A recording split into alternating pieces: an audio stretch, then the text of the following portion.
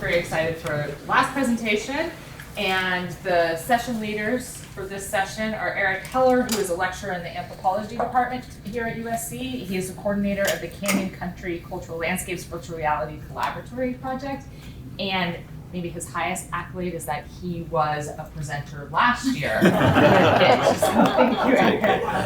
And Carsten Becker is a lecturer in communication design at the USC Mellon Humanities Academy, and as a creative director for experiences and media campaigns, he has advised a diverse clientele of innovation brands, tech companies, nonprofit organizations, and media outlets. And now they want to follow myself. All right, shall we move in here, Eric? Sure. How do we start this? Do you want to show us a little bit first? Yeah. And then I think we. But I'm gonna have them read the introductions first. I have a. Oh, you have an introduction. Yeah, we have an introduction, but CyArk itself, I think, probably needs no introduction among this crowd, right? It's really one of the, if not the, in my mind, premier like cultural heritage, interactive media organizations in the world. So fantastic to be part of this. So thank you for that. But today we're joined by Elizabeth Lee, who's Vice President of Programs and Development at CyArk. Originally trained as an archaeologist, Elizabeth has been applying 3D technologies to the cultural field for over a decade. And John Ristevski, sorry, I knew I was going to mess it up, is the chairman of the board and CEO for CyArk. John has a Master's of Science degree from UC Berkeley and degrees from the University of Melbourne in both geomatic engineering and law. Thank you all. Yeah. Very excited to be here, and thank you all to the organizers and chairs and all that. So for those of you who maybe don't know us, because I don't know if everyone does know us, we are a little bit different. We're a nonprofit organization. We've been around for the last 20 years working at this intersection of 3D technology and cultural heritage. We work all over the world, but we actually have a really small team. We're about a dozen people working fully remotely now, thanks to the post-pandemic world.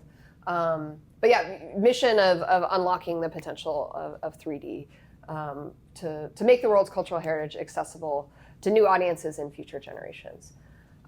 We really work across 3 areas: documentation, doing actually 3D recording of sites, storytelling, which is what we're going to focus on today, and then we do a lot of training as well.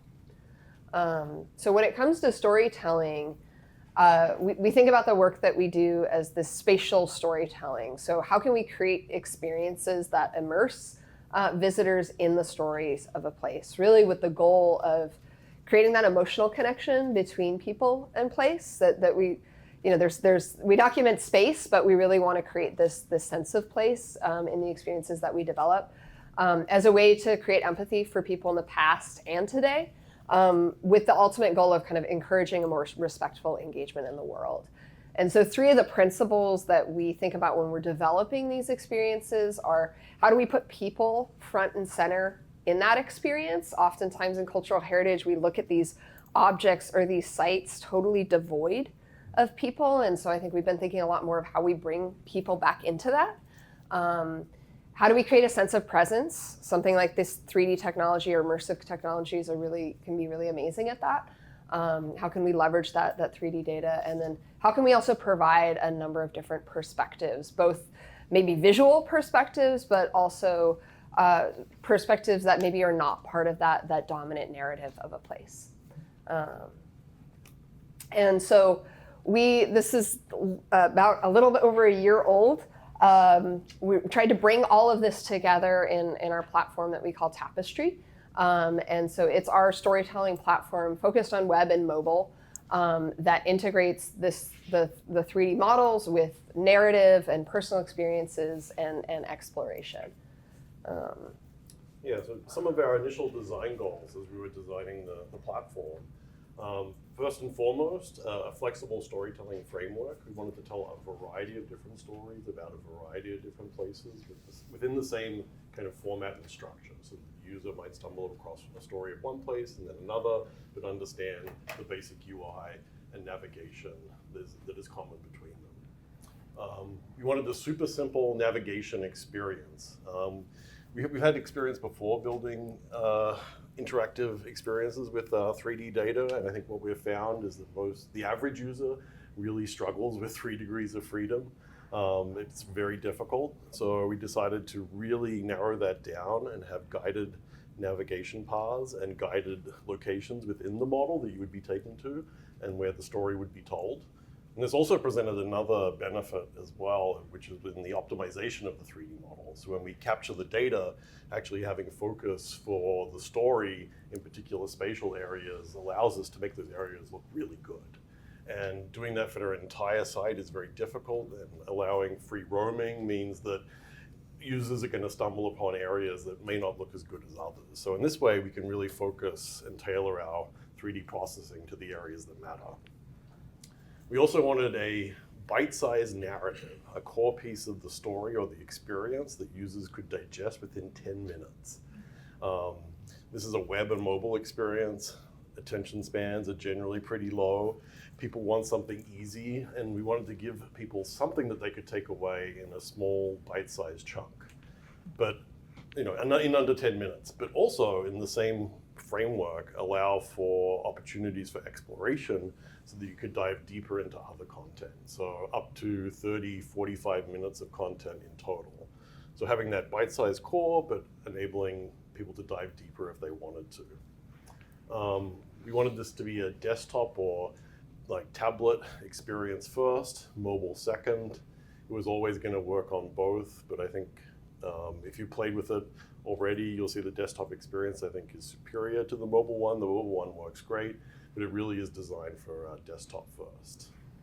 And then finally, accessibility. I know this came up a little earlier in Rita's presentation. We really wanted to design it to be accessible from day one for a number of reasons. A lot of our partners, federal agencies, we work a lot with the Bureau of Land Management, we work a lot with National Park Service. There's Section 508 compliance issues, which is the federal government standard for accessibility. So really building in some of those core accessibility features from the start, including screen reader compatibility, descriptive audio in the narration and the text, high contrast mode, audio captions, a whole variety of things that we considered right from the start so that we could enable our partners to really leverage the experiences that we're creating and feature them on their own websites. So what we ended up with, and this is the basic UI, and I'll just walk you through it a little bit. Liz is going to go through some examples, so I won't go too deep. The 3D model is kind of front and center. You have those kind of arrows on the bottom, left and right, that take you to the various locations within the 3D model where you get narration, audio narration, and you get a camera path through the scene. And then on the left and right, these things are dynamic and change depending on the scene that you're at.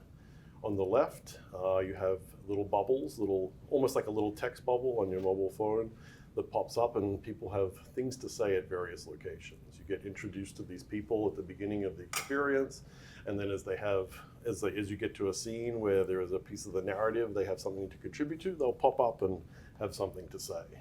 And then on the right is some additional content, which can be archival documents, another 3D model, video, audio clips, whatever supplementary information might really go well with that piece of the narrative. And then at the bottom between those two arrows, you have this kind of 3D exploration button. So sometimes that activates, and in certain scenes, you can kind of go deeper and kind of interrogate pieces of the 3D model. So it might be used to take you somewhere else away from where you're at. It might be to highlight a piece of something so you can learn about a piece of the architecture.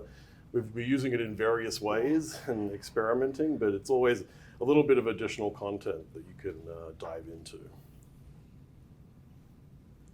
Do you want me to keep going? Yeah, you just Yeah. go this way. So the 3D model itself, we have a methodology that we've developed. I'm not going to go too into this, but basically combining aerial and terrestrial photogrammetry with LiDAR data to produce a phototextured mesh.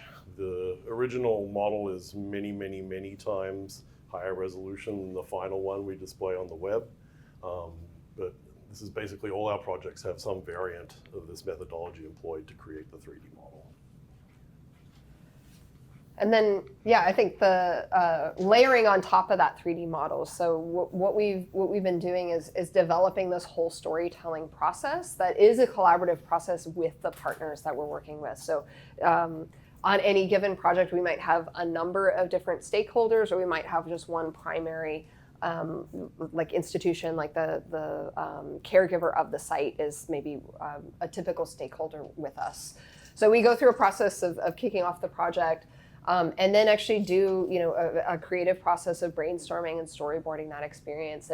And part of that is to really identify, some of these places are so complex, there are a ton of different narratives that you could use to build the experience around, but we work with the partners to identify like what is that bite-sized piece that they really want to emphasize in the experience. And so we develop kind of a big idea, key messages, and those really help determine the rest of that storyboard and the framework. We then send people into the field, do that 3D recording as well as the interviews, and then we go through the production of putting it all together, and then publish and do some evaluation on the product. We have two different ways that we do this. So one is really like a CyArk fully produced, where it is that collaborative process where we're working with partners, but CyArk is doing like all the scripting and all the writing, and they're really just kind of reviewing and providing some input.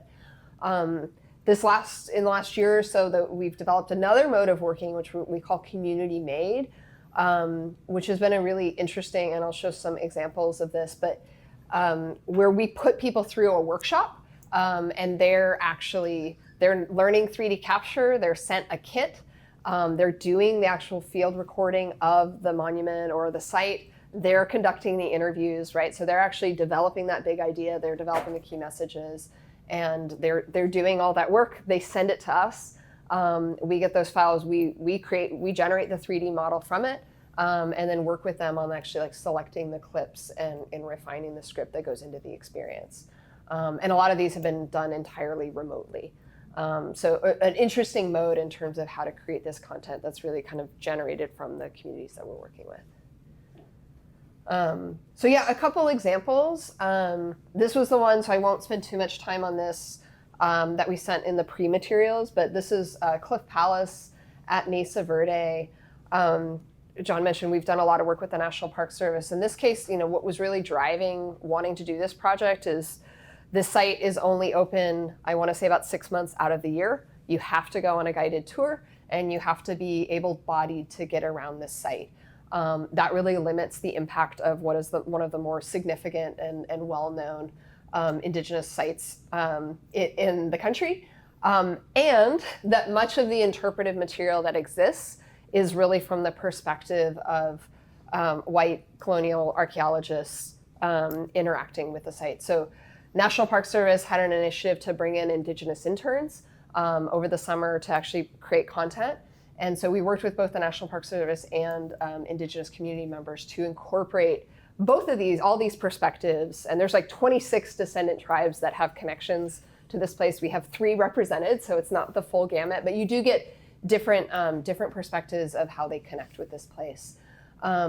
And now it's actually being linked on the National Park Service website. So this has become a really important resource for them that they can direct people to. And we're also getting a large number of people, I think, coming to this from an educational standpoint, like K through 12 education, using this as like a virtual field trip asset. One of the other things that we wanted to share here, just building off the Mesa Verde example, this is a project that was launched, and here you actually get to see what it looks like within the tapestry itself. We worked with the Navajo to create an experience of this petroglyph site within Crow Canyon. And so worked very, very closely with the Navajo to interview elders and actually provide interpretation on specific petroglyphs. So in here, you can click these different stories. You can hear about corn, the representation of corn and the importance of that in the experience. And it is situated within like this much larger landscape. One of the coolest things that I think about this whole experience is that the entire experience is available both in English and in Navajo. So there is Navajo voiceover, There is closed captioning in both languages. So we've translated the whole interface. Actually, I don't know how many languages we've done at this point, but It's about 10 languages. okay, yeah. 10 languages. So on many of our projects, it's become a huge emphasis to have it in English and the local language, and that means having all of it in all of it. So this one has gotten a lot of attention where people are accessing both versions, and there becomes this multi-generational component of younger generations being able to experience it in Navajo.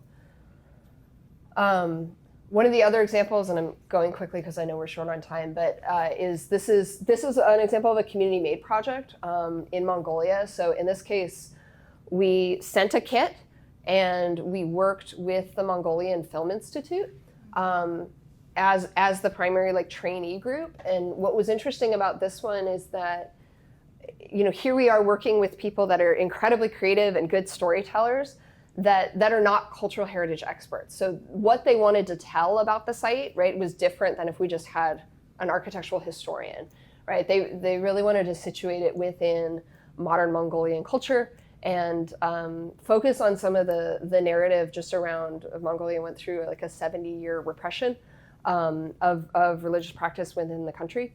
And many of the monasteries were destroyed and monks were killed. And so they really wanted to talk about this kind of revival of cultural practices, but also talk about that repression period. And so it's really less about the buildings themselves as opposed to what they mean for these various community members.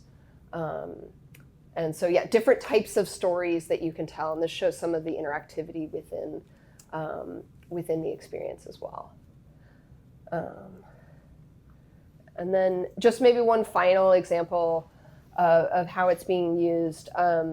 This was a collaboration that we did with the Children's Museum of Indianapolis, I think the largest children's museum in the US. They were creating a physical exhibition around sacred places around the world as kind of a way of teaching tolerance. And so we worked with them to travel to five different countries, I think, do documentation of the sites. And what they wanted was they wanted to help tell the stories of the communities and the cultures and these sacred places, but they also wanted an online component that teachers could use as part of a pre-visit. And so worked with them and the community members to develop these tapestry experiences. And then they created a whole microsite for the exhibition, along with companion lesson plans, again, to just really bring this into the classroom. So yeah, different ways to think about space, and all of these tapestry experiences very much focus on the spirituality of these places and the religion, that's the primary driver. So all of them kind of end up being different in terms of the stories that are being told, depending on what the focus is for the partner. Little quick technical piece. We built the application in Node.js. It's deployed on Azure, on an Azure App Service instance, which could be scaled horizontally and then load balanced. We have a MySQL database that contains a lot of the metadata. A lot of the assets like video, images, audio are all blob assets on Azure storage with the content delivery network in front of it. The 3D models are all hosted on Sketchfab. I think we've pushed Sketchfab to the absolute max of what we can get out of it. And I think maybe our road with Sketchfab is about to end now that they're transitioning to Fab, and yeah, it's not looking good. And then on the client side, it's a single web page app with HTML5, CSS, JavaScript, using the Sketchfab Viewer API as the kind of 3D engine. We spent a lot of time on the application, but we've also spent a lot of time on a content management system to be able to create these things easily. I think we've created 25 tapestries in the last year, and all in-house that we have to kind of we started off manually editing the database, which was an absolute nightmare. And within 4 or 5 months, we got a content management system up, a web-based tool for entering information, creating scenes, creating media items, adding voice clips. And now, just very recently, you can do 99% of it in the content management system. So we're getting more and more efficient at creating these things. As Liz mentioned earlier, we launched about a year ago. So some like little stats to share. We've given about 192,000 tours on Tapestry, about 74,000 unique visitors. Average session duration is a little under 4 minutes. There's a lot of 0-second sessions there, people just logging in and then closing the thing. I think if you filter out the 0-second sessions, it's about a 10-minute average that people spend engaging with the content, which I think is actually kind of an amazing amount of like engagement for like an average web user. We also have a little survey that we have at the end of each Tapestry. It has about 8 questions. The first one is a Net Promoter Score question that I think most of you might be familiar with. Would you recommend this tour to a friend? We have a positive 42 NPS score. We have a bunch of other questions, including what are you using this for? 35% use the Tapestry as part of a classroom activity or assignment. So there's a lot of classroom usage already. And that's about 1,100 survey responses that we've had so far. In terms of future work and some challenges, we are evaluating a replacement for Sketchfab. I think that for many reasons, it's coming to an end. I don't think Sketchfab is going to support our kind of use case anymore. I think we're also frustrated with like the limitations on texture quality and poly count, and our models don't look as good as we want them to. We're exploring completely new 3D representations, looking at neural radiance fields, which could be potentially really beautiful ways to represent these types of places. I don't think the technology is quite there yet, but it's something that we're interested in. We're looking at making that content management system even more powerful. Like in some ways, it's not just entering little bits of data in the database. We're trying to build a whole timeline of an experience. And I think something that allows our designers to be a little bit more creative, I think would be great. We're looking at like a kiosk mode. A lot of our partners want to put this in museums or on site so that users can interact with it. So having a different way to redo the interface so that it's more touch friendly and can operate offline. Enhanced analytics would be great. We have some very basic usage stats. Like we'd love to know and drill in, like, what are people looking at? Are they looking at multimedia items? Are they opening the clips? Like, are they going, like, which pieces are people using? We just don't have any visibility into that. And you have the final point. And then I hit on the community creation piece. I think some others have hit on this too. I think we want to continue to find more ways to meaningfully engage these communities in that creation process. We've done a number of these workshops. We're going to be doing more, and I think we just continue to have questions about like how much we are creating, how do we support them in that creation. I think at this point the 3D capture has gotten actually quite good. I think that's the piece we've been doing for 20 years, and I think we've gotten quite good at teaching that and being able to give people tools to do that. The storytelling, the cross-cultural storytelling and multilingual storytelling is quite challenging. And then especially when we've done some of these virtually, just like bandwidth. And so figuring out ways that we can continue to let their voices really be driving it, but in a way that they're supported. So I think still some more questions there that we want to figure out in terms of the way that we go about it. So. That's it.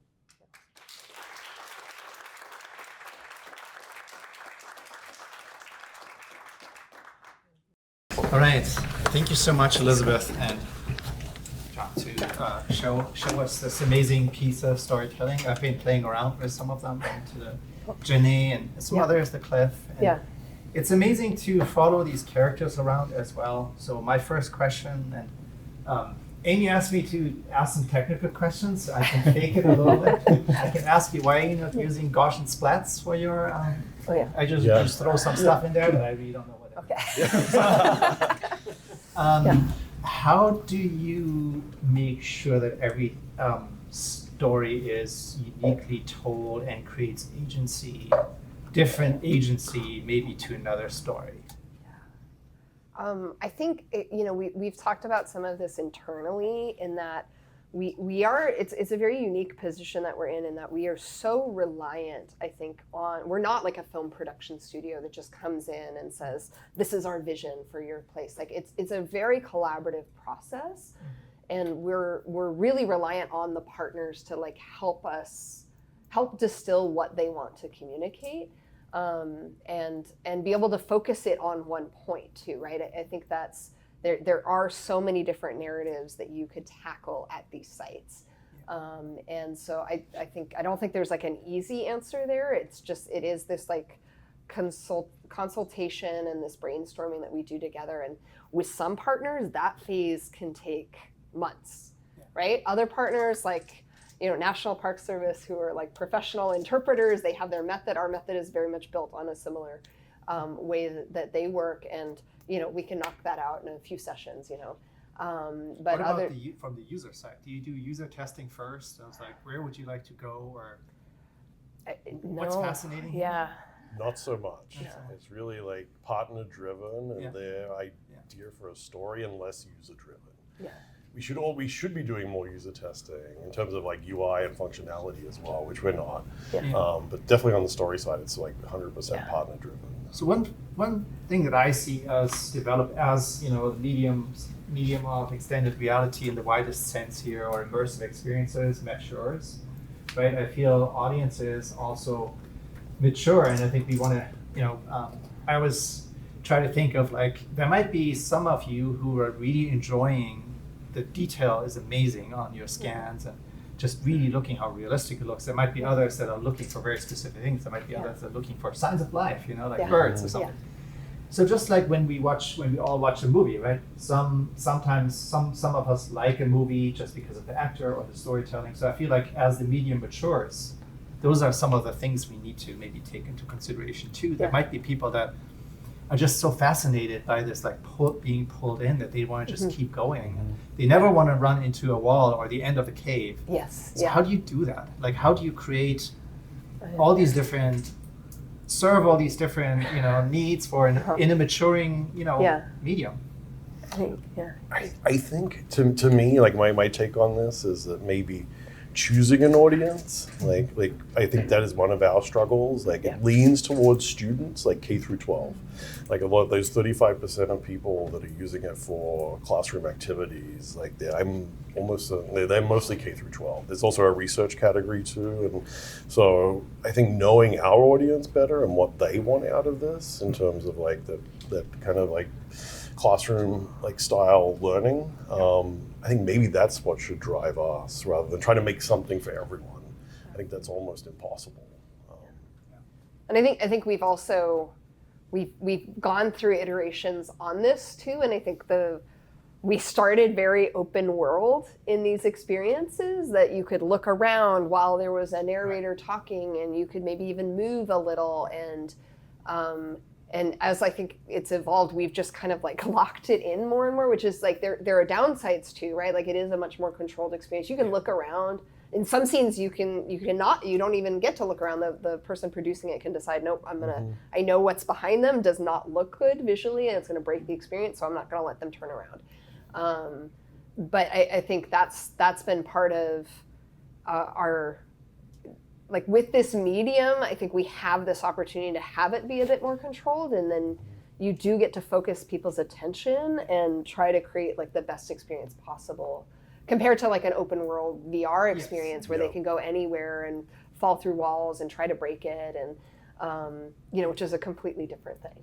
It's almost like a movie set. Like our I mean, it's always the balance between guidance and agency, right? Guidance and the user feeling that they're determining where they're going, where they're actually not. Obviously, this is what like Imagineers and theme park builders are like experts on.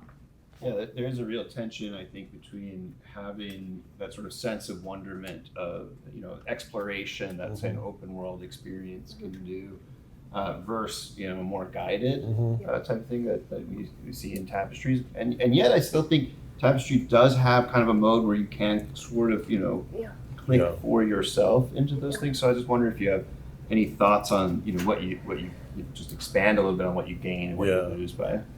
I think we're trying to thread the needle a little bit, but I can imagine a future version of Tapestry where there are little explorable areas, right? Hey, you can look around this little room here and have a look around. I think those little moments might be enough for people. Like just creating the model, creating a model that was fully explorable is a lot more effort than creating the Tapestry version of the model, which is like optimized for this, and this. And I think Liz talked about our storyboarding process where we identify those before the field team even goes to the field now. So they know what areas to capture in high resolution.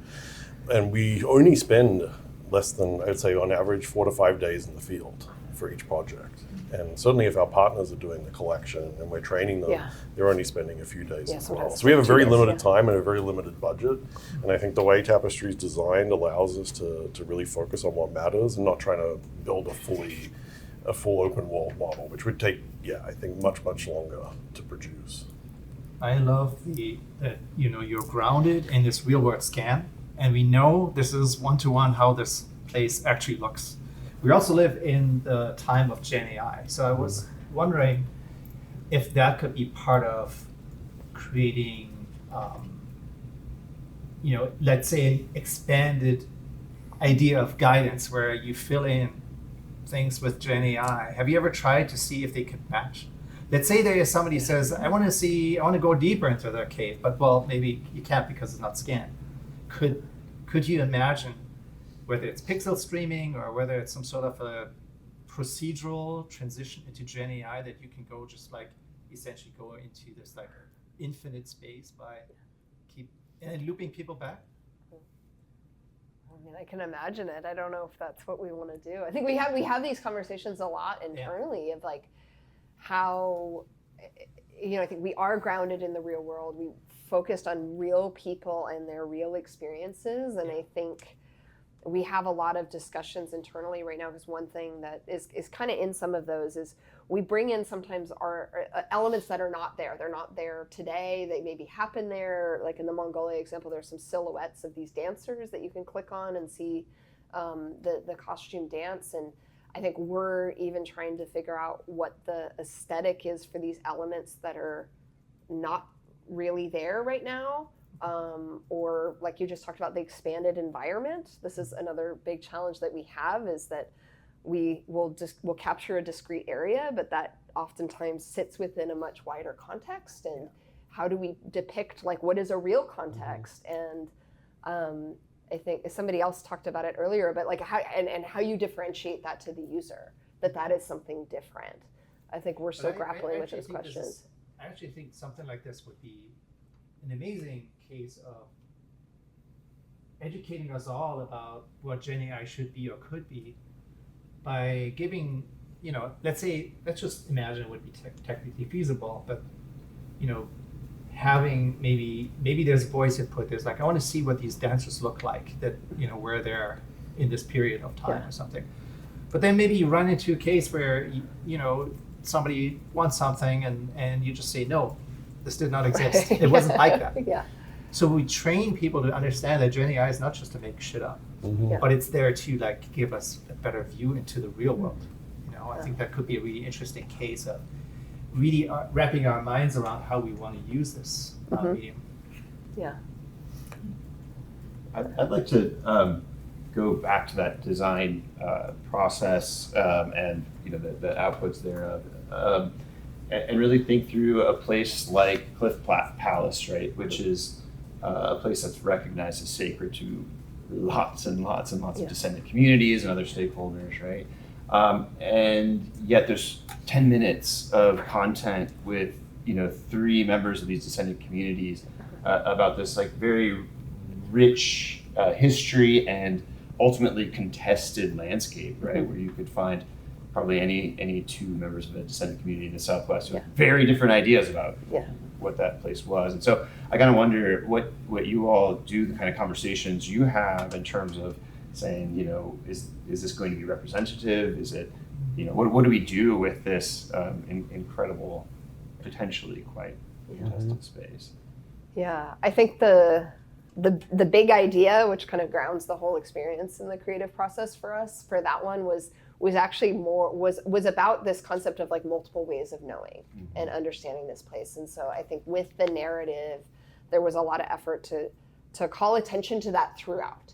That they're, by hearing from different people in the experience and thinking about what's not included and what like that makes the experience richer. Whether we succeeded on that or not, I don't know. But I think that's the importance of that creative process at the front end of like, what is going to be the focus? And for them, it really was about, we want this really multivocal experience, and we want people to be thinking critically about whose voices are in here and who's not, and how that impacts your understanding of a place. Yeah, and I think you're as probably as successful as you could be, honestly. I mean, I think that's sort of a trap, right? You can't really break out of it. So I want to just a quick follow-up on that in terms of how that data is then managed on the back end, right? Because if we, collect a series of like ethnographic encounters and we publish them in a book, we're done, right? Yeah. But this is something that is very much like alive in a sense, right? It's modifiable. It's kind of there to be experienced in sort of many different ways, and some of the information you get may not in 5 years be appropriate or be considered appropriate by the contributor to include in something like this. So I guess it's kind of a question of who ultimately has control over the data that you are kind of storing and then presenting. What kind of processes do you have in place, to allow for that to be a kind of living, breathing experience that can change? I think it's a really good question. Funding for us comes from different sources. Sometimes we get grant money to do the work. Sometimes we're paid directly to the work. Sometimes we have corporate sponsors that want to support our work, and we get to choose a place with their help.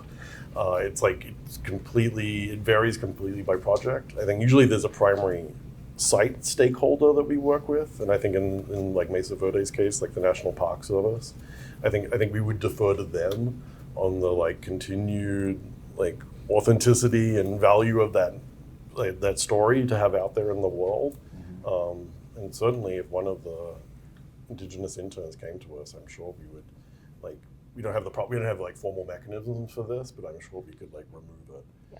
I don't know if you have another. Yeah, I think the other thing that we do, it goes back to this collaborative creation for us, and the importance of that front end of the conversation of what we are doing, what we are going to create, having their just having this kind of open conversation about what is appropriate to be in the experience, what is not, allowing people to review that, we have, I think we're going to have tapestries where there's going to be somebody who's not on camera because they're not comfortable with that. It might just be their audio and we don't have a picture of them. And so I think being flexible in the way that we produce these. And then I would just say the other thing that's become so important to us just as an organization is that data that is created during the project, right? So that those 3D models, the interviews, right? Copies of all of that are distributed to the partners. So if in the case of a site like Mesa Verde, they have scans from us from multiple expeditions for different sites, and they've used that, they get the full scan, and they've used it with other partners, right? And a university wants to come and do research, it's theirs, they can do that. And it doesn't always have to be with us. And so I think going back to this reuse of the data, I think ideally we're capturing at such a fidelity that it can be reused in other applications down the road. And so I think as long as we are transparent about that at the front end, and then also sharing all of that with them and giving them full license to use it, it helps mitigate all of that. Yeah. So one thing I see. Oh, sorry. Do you have questions? Oh no, I was gonna say let's let Carsten's last one and then. The last one. Oh yeah. So I just wanted to congratulate you on this pretty amazing launch. That's a lot of views, a lot of users in 1 year.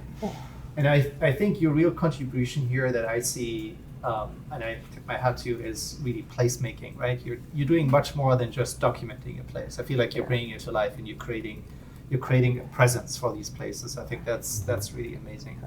Thank you.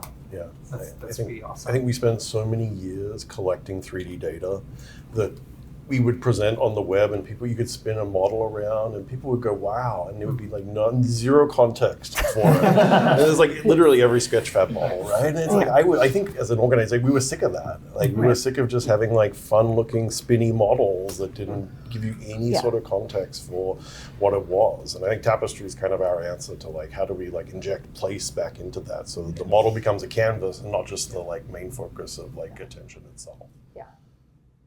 Yeah. It's been a process to get there. Yeah. Questions from the audience? Yeah. have you considered just using a game engine and to be able to get the maximum quality with Unreal Engine's Nanite or something? And another question, it supports VR, and have you? Is there a way to put the interviewees, but inside the 3D worlds, maybe filming them in a green screen to crop the background and put them in the 3D world? Maybe filming them with stereo cameras or. Yeah. Both good questions. On the game engine, I think we would love a more fully functional game engine. I think Sketchfab has very limited opportunities to program interactivity, and I think a fully fledged game engine would give us that.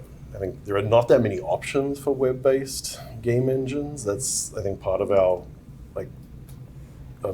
issue. I think we looked at pixel streaming with Unreal, which might be the technology I think is not quite there.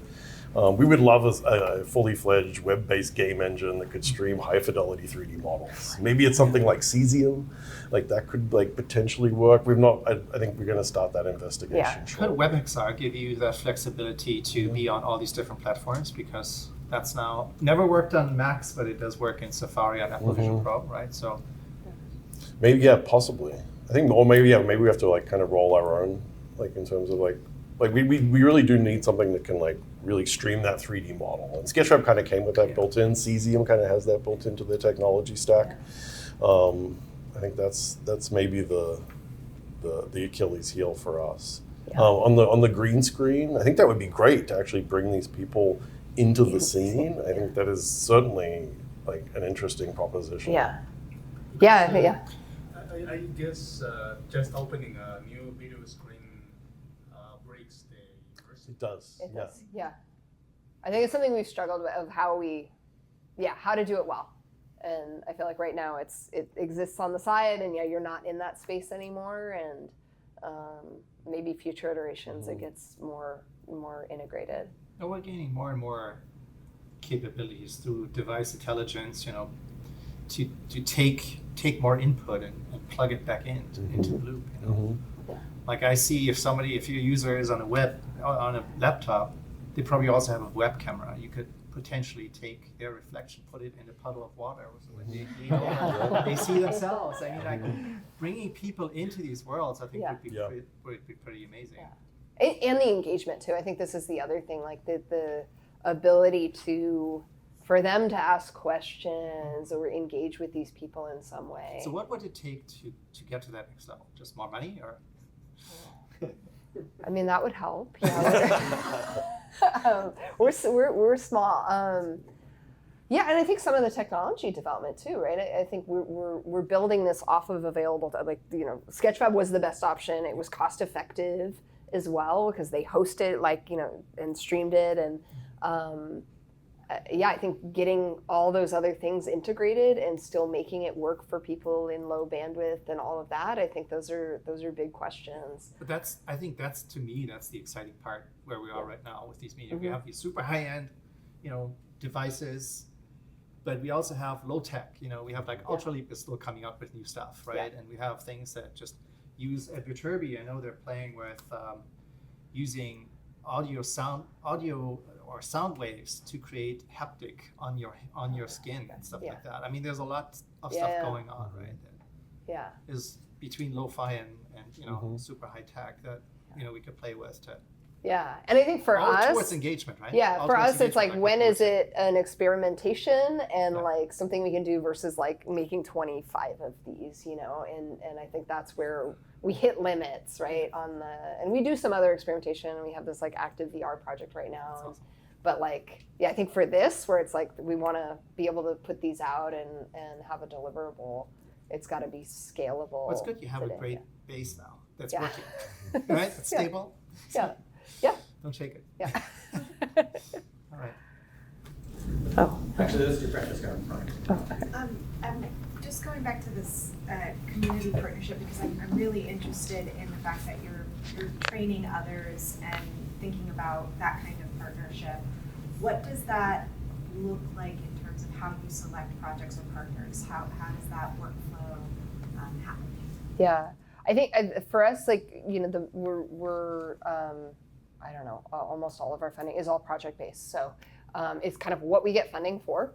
And like John said, it's either, you know, we apply for a grant with a group, or a lot of those community-based projects have been funded through the U.S. State Department and some of their international exchanges and cultural heritage funding.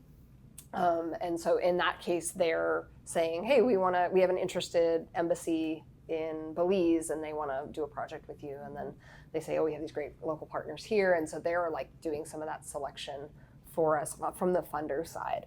Other cases, we have maybe programmatic funding that we get to say, okay, who do we work with on this? And just last year or earlier this year, I've lost track, we did our first kind of like open application for people to apply to get a tapestry produced. And we called it Heritage Amplified and had applications out there. And then we got a chance to go through that selection process and say, okay, and for that, it was really based off of like the best story, like who could articulate why they wanted to work with us to tell this story about this place and do 3D documentation. And so, I think it's still like a number of different ways that we end up working, in part for where the funding is coming from. But I think our hope is to be able to do more of this, like kind of get applications from people and be able to evaluate them and then select on the basis of merit and, you know, what's going to be, where is there a good story to tell and maybe a potential audience to reach. I don't think we've found the perfect type of partner either. Like sometimes it works out great, sometimes it doesn't. Sometimes they're super invested, sometimes they're not. And I don't think there's a particular formula that we've, or type of group. Like sometimes it's surprising. Yeah.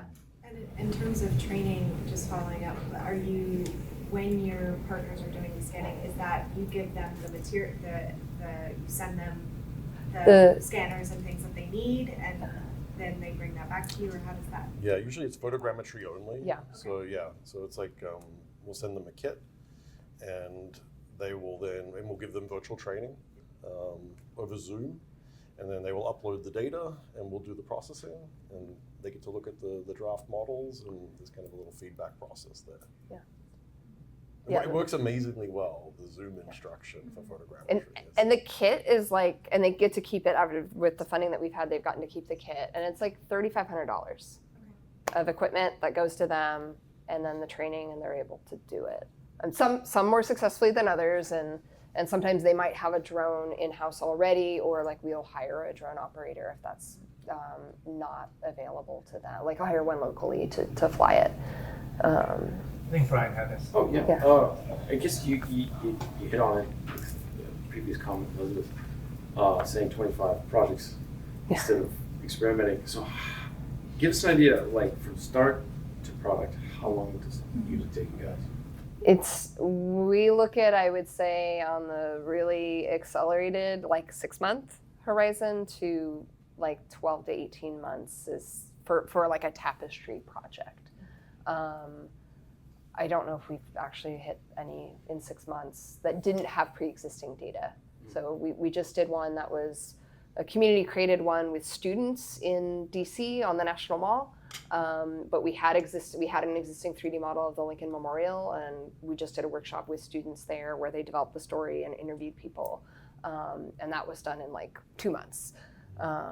Or even less, but we already had the 3D model, because the 3D model is the thing that can often take the longest. Still, that's really impressive. Like, very impressive. I think having a well-defined template and structure for the story eliminates a lot of variables. And I think we're getting better at coaching people how to write a script, what a script looks like, what an engaging script looks like how to do interviews, how to ask questions. And there's a formula that we're kind of almost got down, I think, that is almost teachable. We're getting there. Yeah. And the more practice we have, the better it is. You had a question? Yes, actually, I was wondering if you ever had to deal with issues with the authorities who will not let you bring a drone or scan the environment for safety reasons. Because, for instance, I love to do something like that in Egypt, but we were discussing with Ellen earlier that they don't let you anymore in Egypt.